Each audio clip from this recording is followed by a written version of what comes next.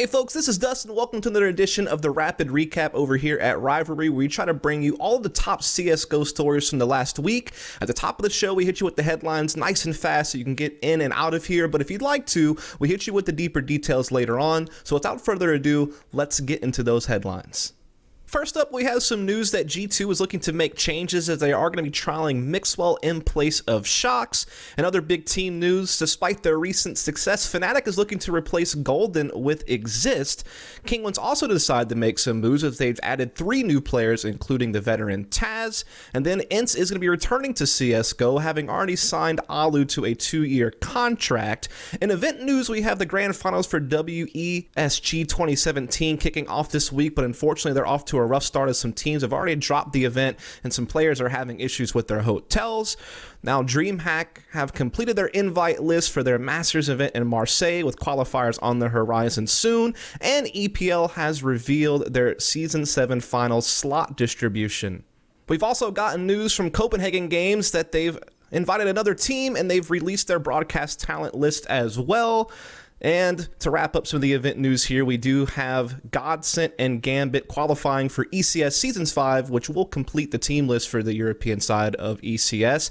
And in the North American neck of the woods, we have the iBUYPOWER Spring Invitational coming up, which will feature some of North America's top teams. And to wrap up some news about NA, we also have FACEIT relaunching FPL in the North American region. And our final story is the fact that DE Sub-Zero from FMPONE has now been released and is available to be played and tested. And you can also play some pugs on it over at FACEIT. Now, if you'd like to stick around, we are going to go ahead and give you some deeper details about some of these stories, but those are your headlines this week. Now, first, let's talk a little bit about G2, because essentially the way this all started is Carlos Rodriguez, the CEO of G2, put out a video basically explaining they were going to be making some changes to their team, and essentially they were going to announce that Mixwell was going to be coming in for Xizt. Now, some people assume that maybe this was because Xizt had made an announcement that he's going to have to go and do some surgery on his wrist on March 23rd, and obviously he was going to be out from playing CSGO for a time while he went through this process. But MBK later came out and stated that this move was actually unrelated to the surgery, and instead due to differences in opinion between Xizt and the rest of the team on how the team should carry on going forward. Now, Carlos Rodriguez pretty much added more details to this in his video by basically stating that Xizt wanted more drastic changes to the G2 lineup. That's how he felt they were going to be able to improve, but the rest of the team was wanting to try out MBK as an in-game leader, and therefore Xizt didn't want to be a part of that, and so they decided to bring in Mixwell on trial. Now, of course, Mixwell is from Spain, and we know him from some different Spanish teams as well as playing for Optic, but apparently he does speak French and is working on becoming more fluent as we speak, and he'll join the team on trial once he gets back from WESG, where he's representing Spain at that event. Now, this is certainly an interesting change because MBK has certainly tried to be an in-game leader in the past and it didn't really work out, so we'll have to see if it's going to work out differently this time. It's also been noted that Xizt could return to G2 in the future. He just won't be playing on this particular lineup, and so it's kind of one of those things where it feels like if this trial doesn't work out with MBK in-game leading and Mixwell on board, that G2 may look to make more drastic roster changes, which might include Xizt in the lineup going forward, but we'll just have to see. It's also announced that Nyack, the manager for the team, will be stepping in as the coach, and Smith will be looking to step down from coaching and look to be playing again. Now, not sure if he would ever play on G2 in the future, if he would join another team in the French scene, but certainly it is guaranteed now from Smith himself that he does want to get back to playing. So there's definitely a lot of different things that come off of this story, and we'll just have to see how things develop going forward. Now, one of the other big roster stories to come out of last week is the fact that we've had a report from Nell over at Flickshot that Fnatic were looking to replace their in-game leader Golden with former Ninjas in Pajamas member Xizt, who of course is a longtime veteran of Counter-Strike and longtime in-game leader for NIP ever since CSGO started in 2012. Now, this comes as a real surprise for a lot of reasons. You know, just in the last Rapid Recap video, we were talking about how Fnatic were able to win IEM Katowice, talking about the strengths that they had, talking about the structure goal that have been bringing to the team, how they've been trending upwards when you look at some of their past results going into IAM, you know, doing pretty well in EPL and ECS in the previous season's finals, only really getting knocked down by FaZe and getting some good results here and there. And in general, the team looked like they were operating really well. They seemed to have some good cohesion, team play, tactics. Just it looked like Golden did bring a lot to the team. But it seems that maybe not all was well within the team outside of the game. Seemed to be something that was kind of strongly only hinted at in the report. This story has been picked up since then by HLTV and dotEsports and other outlets. And apparently it's looking like Xizt would be joining the team, who of course has been assessing his options ever since being dropped from NIP when NIP decided to acquire Dennis after the CS Summit 2 event. Apparently Golden will still be traveling with Fnatic, of course, to compete in WESG over in China, but whenever that team gets back from that event, we could be seeing some official announcements coming out from Fnatic about perhaps replacing Golden with Xizt. We will keep you posted as the story develops. In other roster news, we have the Polish organization Kinguin also making some changes to their team, as we've already seen them change their lineup over on ESEA for Mountain Dew League, as they've added Taz, Manice, and Xizt to their lineup.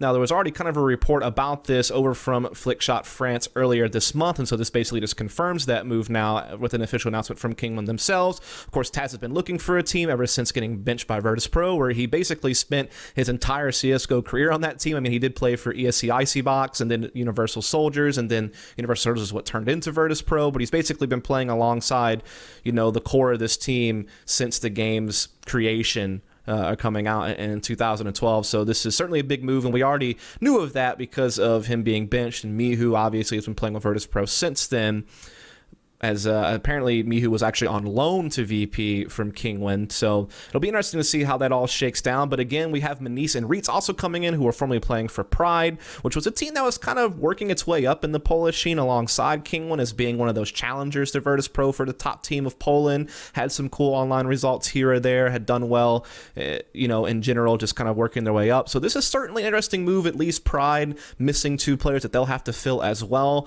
So we'll certainly keep you posted as this story evolves on what's going on in the Polish scene.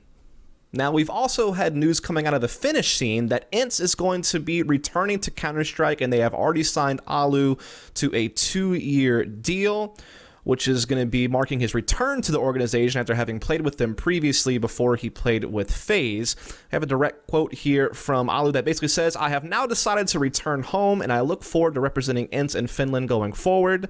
He went on to say, "We have been able to put together a roster with some of the most promising and talented players our country has to offer, and I hope we can prove Finland has what it takes to be one of the top nations in the game." Now, we'll certainly keep you posted on this, but as of right now, allu's been the only player announced. There's certainly been some speculation about some youngsters in the Finnish scene that we've been seeing playing on teams like Havu and such, and some other tournaments already that have shown some promise. So we will definitely have to keep you updated on this, but it's certainly interesting news to see allu has found himself a new home, but it's more of a return home for allu this time around. Now, we have WESG's 2017 Grand Finals kicking off this week, but unfortunately they've run into several hurdles. First up, we did have Simple pulling out from playing with the Ukrainian team, and it wound up causing the team Ukraine to drop from the event entirely. He went on to stress that being angry about Navi's failure to qualify for ECS against Xizt not playing a part in this decision, and he's quoted as saying, "I couldn't go because of my health and nervous system. I'm exhausted after individual and team practice in the last 2 weeks. This is the first time I feel like I need rest. Now I feel that I need it because health is the most important. This isn't tilt, and it isn't because we lost our game. There was a chance to go with another player, but some players didn't want to." And so there's obviously been a lot of controversy about this, about the limited amount of time that Team Ukraine had to find a new player, especially having to get a visa secured for that player to be able to attend the event in China. And it just seemed like because this happened so suddenly, the Team Ukraine was certainly, had their trip ruined because of this. And there's definitely multiple sides of the story. On one hand, yeah, the short notice really, really is rough. But on the other hand, if there truly is something up with Simple's health, and obviously health does come first. And so it becomes really hard to navigate this particular story, hard to read too much into it. If we take Simple at his word, again, health is certainly very important for your long-term play in CSGO. We've had Flamey also withdrawing from Team Russia in all of this, and he basically cited similar reasons to Simple, wanting to take a rest, wanting to, kind of focus on his long-term future. And because of this, the Russian team is in kind of a bind because Hoosh also wasn't going to be going to the event due to some personal matters he had to take care of, and so they actually had replaced him because he was going to be the coach originally for the team, and he's already been replaced. But now we're kind of waiting to see how this is going to develop, and this is kind of an evolving story that was probably going to kind of finish this up after this video already comes out. So unfortunately, we probably won't be able to tell you anything about it until WESG is already over. But certainly some issues with teams. We've also had No Reg of Norway and the team from Algeria also missing the event due to visa issues, and so a few of these teams have already dropped from the event, which will certainly cause for some issues on how groups are structured going forward. Now, unfortunately, this isn't the end of WESG's issues, as of course we had plenty of players coming out talking about issues with the hotel. You know, you saw images from Mixwell of Spain. We saw different stuff coming out from Cloud9. Ocean of one of the Canadian teams came out and had some images posted, as well as Scream, who's playing for the Belgian team. And Miss Harvey even put out a GoFundMe to try to come up with stuff to help the female Canadian team find a new hotel. And we did have some statements come out from WESG, so they've been pretty quick to respond to this.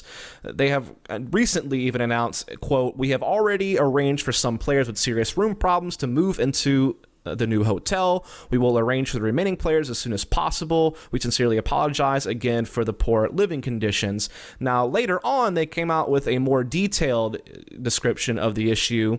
They said that their staff had visited the original players' hotel 3 times prior to booking and examined a number of rooms at the hotel's facilities. They had a guided tour, and each time they didn't see any visible issues, but they obviously did receive a number of complaints about the hotel, and so they sent a team out to investigate.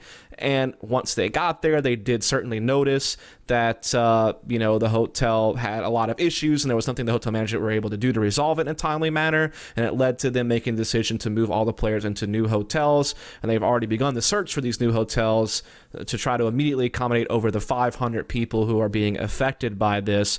Now, apparently, this also is because the original hotel they booked, which was apparently totally fine, was unable to accommodate people, and so they had to last minute kind of make a change. That's why they had to go do these inspections that apparently weren't thorough enough on first sight, and they had to send people out again after receiving complaints. And so it's really been a big mess, but it looks like this has finally been resolved. It has been kind of a rapidly evolving story over the last few days leading up to this video being published.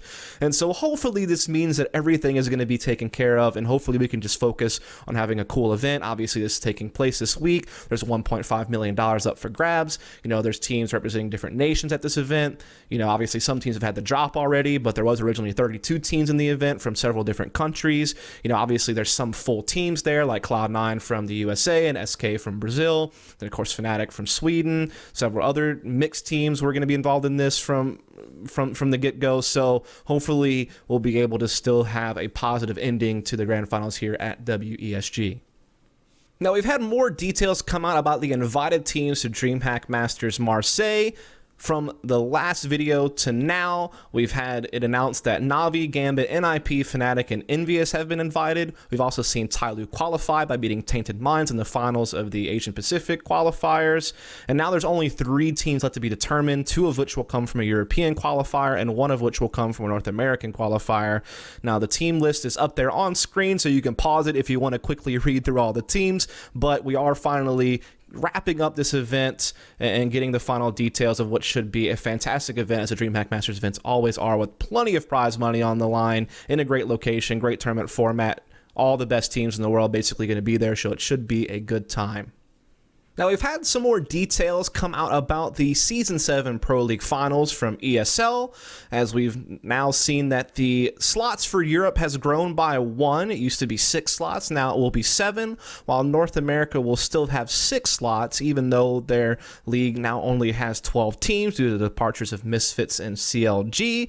Also, the Asia Pacific region will have 2 teams, which will be determined by a regional event that's going to be in Sydney, and then the final spot will go to a team that is from a region or country that hasn't been revealed yet by ESL, so we'll have to kind of keep our eyes open for that. And of course, these finals will be taking place May 14th through 20th in Dallas, Texas, with the bulk of the $1 million prize pool for the season being up for grabs at that event. And as we learn more about these slots or more about the finals in general, we'll definitely be giving you those details as we get them. Now, we've had some more news come out about Copenhagen Games. We already knew that North and Quantum Bellator Fire had been invited to the event, but now Heroic has also been invited, which I guess shouldn't come as any surprise given that most of the team is from Denmark. We will have one more team being invited, and then the rest of the teams will come from a BYOC qualifier, which will be held on site. We've also had the broadcast talent come out for this event, which includes Warclown as a desk host who did this in the last Copenhagen Games. We also have Pimp and Vendetta serving as analysts. Vendetta will also serve a double role, as he'll also be a commentator alongside the likes of Tom, Biz, Scrawny, and Risk. Certainly a lot of familiar names on that talent list, and this event will be running from March 28th through April 1st over at the Bella Center, and of course we'll have a minimum prize pool of $100,000. Now, we've had ECS fill out the rest of their European League as Gambit went through after beating Na'Vi in the upper bracket finals of the Challengers Cup, and then Godsent were able to beat them in the Consolidation Final, which makes them the final two teams to qualify for ECS Season 5. Of course, the rest of the teams are up there on the screen that have either been a part of previous season of ECS or qualified otherwise, and of course, this will be scheduled to start on March 13th. In our final bit of event news, we are going to have some of North America's top professional teams competing in the next edition of the iBUYPOWER Spring Invitational, which will be taking place March 17th through 18th, the $16,000 prize pool. The teams involved in this are going to be Luminosity, Rogue, Energy, Splice, Team Liquid, Dignitas, Torqued, and Complexity. I will actually be commentating this alongside some of the people who work over at Mountain Dew League, like Topical E-Mode, as well as Seaside, so definitely be sure to tune into this broadcast. Should be a fun event. We've had several of these different weekend cups from iBUYPOWER over the last couple of years, and it's always a good amount of fun, so definitely be sure to check it out. We've also gotten news on the North American side of things that FACEIT is going to be relaunching the FPL. This will be done by having 3 regional hubs that can qualify North American players into FPL Challenger, and this is of course going to be the Mythic League for Central, the dusT US League for West, and then the Pregame League for East. Now, these partnered leagues provide regionalized servers, and they are structured and moderated by councils of top-level players, and these leagues of course will have a dedicated team which will focus on maintaining a constant dialogue between players and feedback, and making sure that this is just taken a bit more serious. I think that's really been the call from a lot of top players. And a lot of people really seem to complain about Rank S, for example, because they feel like a lot of people just kind of use it as a way to have fun and not really try, and we see all the memes come out of it, and so this is kind of an attempt to do something a little bit more buttoned up and serious, and obviously prize money's on the line. We've seen a lot of players come out of FPL and get picked up, Rops being a success story in that regard over on Mouse Sports, and so this is now letting the North American side of things have access to this. We've seen it in the past, but now it's being relaunched and have a lot of different changes to it, and so we'll certainly see how this plays out in the North American region going forward. And in our final story here for this edition of Rapid Recap, we have DE Sub-Zero now out and playable. Of course, this map was created by FMPONE. This map has been in development for a crazy amount of time. This really seems to be the map he's really been focused on to kind of be his masterpiece, kind of like his main contribution to CSGO map making. He feels very strongly about it. Obviously, he is the one who helped to make Cash with Volcano and company, and we see that map in the competitive map pool in CSGO for quite some time. We know that he's also had some other maps like Santorini, for example, which was quite a good map, but it never really got off the ground, unfortunately. But this is his next attempt at doing so. It's already playable on FACEIT, so you can play it and test it yourself. I have play tested this map for months, even going back to when it was still just in gray box, before any type of textures and stuff had been added to the map, and I've been able to help out. I know a lot of other commentators, professional players, and such have done play testing on this map to help give some contributions and some feedback, and I can tell you the map looks amazing. It certainly has a great layout. It certainly feels great to play. I definitely see competitive potential in it. I think it should be a lot of fun, so definitely make sure that if you haven't yet that you go check it out. Hopefully we'll see this in future operations, and maybe one day we'll actually see it competed on by top level teams. We'll just have to see how things go. Well, folks, that's going to do it for this edition of the Rapid Recap. Again, this is a new series from us over here at Rivalry. We're still experimenting with new things and tweaking things, so if you have any feedback, please leave it in the comments below. If you'd like to check out more editions of the Rapid Recap or some other esports-related content we have going on here, do make sure you go ahead and hit the subscribe button and follow up all of Rivalry's social media accounts. You can also give me a follow over at dusT. Without further ado, this is dusT signing out. Until next time.